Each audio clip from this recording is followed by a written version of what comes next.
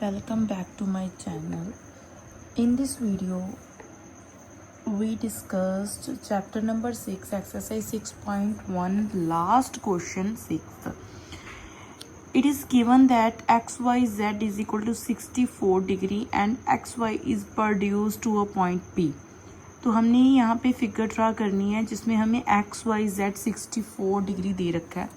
तो हम इमेजिन करके चलते हैं कि एक्स वाई और जेड जो है हमारे पास, ये जो 64 डिग्री हमने मान के चल रहे हैं कि ये है हमारा 64 डिग्री एक्स वाई और जेड, यहाँ पे हमारा जेड होगा, ठीक है जी यहाँ पे। और एक्स वाई को प्रोड्यूस किया गया है कि बढ़ाया गया है इसको आगे कहाँ तक, पॉइंट पी तक बढ़ा दिया गया है।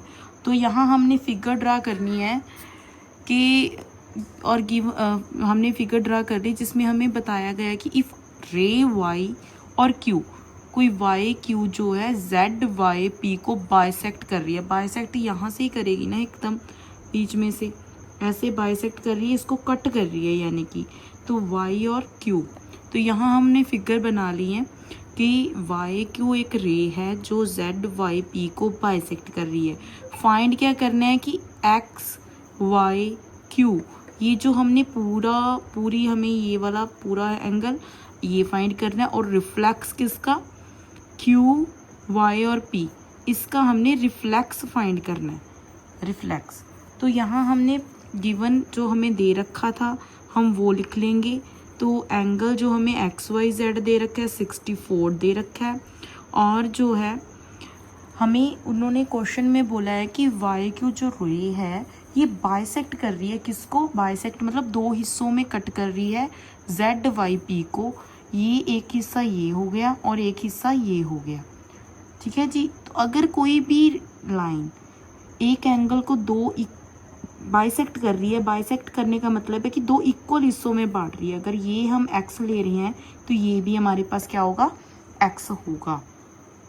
तो वाई और क्यू जो है ये बाइसेक्ट कर रही है इस एंगल को बाइसेक्ट इक्वल पार्ट्स में कट करेगी। तो इसको भी हम एक्स मान रहे हैं, इसको भी एक्स मान रहे हैं। अब ये जो हमारी एक्स वाई पी है एक लाइन बन गई, और लाइन के ऊपर बनने वाले ये तीनों एंगल जो है इनका सम क्या होगा, 180 डिग्री। तो हम कैसे लेके चलेंगे, तो हमने यहाँ प्रूव करना था, टू प्रूव क्या करना है, हम लिख देंगे यहाँ पे कि एक तो एक्स वाई क्यू हमने फाइंड करना है, और दूसरा हमने रिफ्लेक्स फाइंड करना है किसका, sorry X Y Q find करना है, दूसरा रिफ्लेक्स फाइंड करना है एंगल क्यू वाई और पी का। ये दोनों प्रूव करने, तो प्रूफ हम लेके चलते। पहले हमें ये पता चला है कि एक्स वाई पी ये जो एक स्ट्रेट लाइन बन रही है इसके ऊपर ये तीन एंगल जो बन रहे हैं इनका सम क्या होगा, 180 डिग्री। तो हम लेके चल रहे हैं angle X Y Z plus Z Y Q plus Q Y P. तो क्यू वाई पी इन तीनों का सम हमारे पास है 180 डिग्री। तो स्ट्रेट लाइन पे बनने वाले एंगल्स का सम हो गया 180 डिग्री। तो ये हमें दे रखा है 64, इसकी वैल्यू x और इसकी भी x। तो यहाँ हमारे पास x प्लस एक्स हो गया 2x, 64 plus 2x is equal to 180 degree. तो वहाँ से हमारी वैल्यू आ गई 180 डिग्री माइनस 64। तो यहाँ हमारे पास आ गया ये 6, 1 और 1।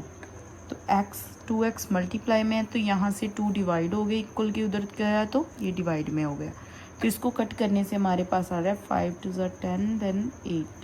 फिर x की वैल्यू आ गई हमारे पास 58 डिग्री। यानी कि यहाँ पे जो वाई क्यू जिस एंगल को बाइसेक्ट कर रहा है दोनों की वैल्यू है 58 डिग्री और 58 डिग्री।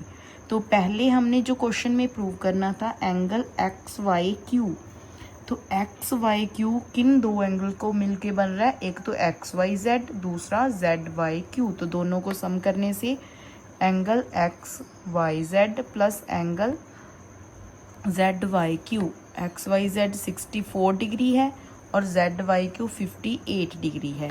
तो यहाँ से हमारी जो वैल्यू 64 प्लस 58 जो है ये बन रही है 2 और 1 डिग्री। तो एक्स वाई जेड हमने फाइंड कर लिया। अब उसने बोला है कि reflex of angle Q Y और पी। क्यू वाई पी का रिफ्लेक्स का मतलब क्या होता है कि होल पूरी कंप्लीट एंगल 360 में से हमने ये वाले एंगल को माइनस कर देना है, एक्स वाई पी को हमने माइनस कर देना है। तो रिफ्लेक्स किसका, एंगल क्यू वाई पी का रिफ्लेक्स फाइंड करना है। तो वो होता है 360 में से इसी एंगल को हमने माइनस कर देना है। तो 360 में से माइनस करेंगे 58 डिग्री। तो हमारे पास जो है क्या आ रहा है, हमारे पास ये हो गया 2 और यहाँ से हमारी वैल्यू आ रही है 0 और 302 degree. I hope you understand. Thank you.